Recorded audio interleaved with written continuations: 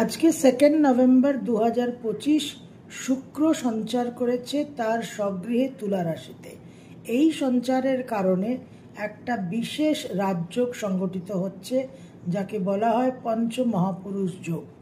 এই পঞ্চমহাপুরুষ যোগ শুক্র, বুধ, বৃহস্পতি, মঙ্গল এবং শনি সংগঠিত করে।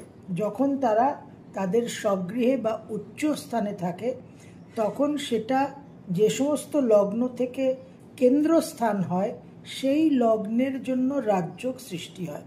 বহু মানুষের জন্মছকে এরকম থাকে।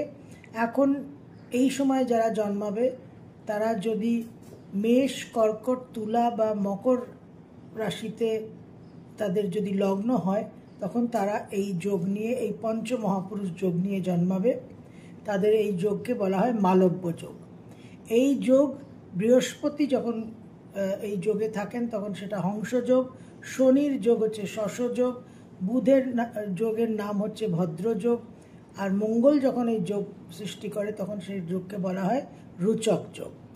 তো এই 2 নভেম্বর থেকে 26 নভেম্বর শুক্রের যে তুলা রাশিতে অবস্থান, তার কারণে মেষ লগ্ন, লগ্ন এখানে কিন্তু রাশি নয়, মেষ লগ্ন, কর্কট লগ্ন, তুলা লগ্ন এবং মকর লগ্ন, এই 4টে লগ্নের জন্য কিন্তু একটা বিশেষ রাজযোগ সংগঠিত হচ্ছে, বিশেষ কিছুটা শুভফল। এখানে রবির অবস্থান থাকলেও রবি অনেকটা এগিয়ে আছে, সুতরাং শুক্রকে রবি খুব একটা ডিস্টার্ব করবে না বা তার ফলে ঘাটতি হবে না। কিন্তু 23 নভেম্বর যখন বক্রী বুধ অতি বক্রী চালে বৃশ্চিক থেকে তুলায় প্রবেশ করবে, তখন বিশাখা নক্ষত্রে বুধ এবং শুক্র দুটো গ্রহই থাকবে। সেই সময় বুধের প্রভাবে কিন্তু শুক্রের কিছু ভুল সিদ্ধান্ত হতে পারে, কিছু এফেক্টেড হতে পারে, কিছু অ্যাফ্লিকশন হতে পারে।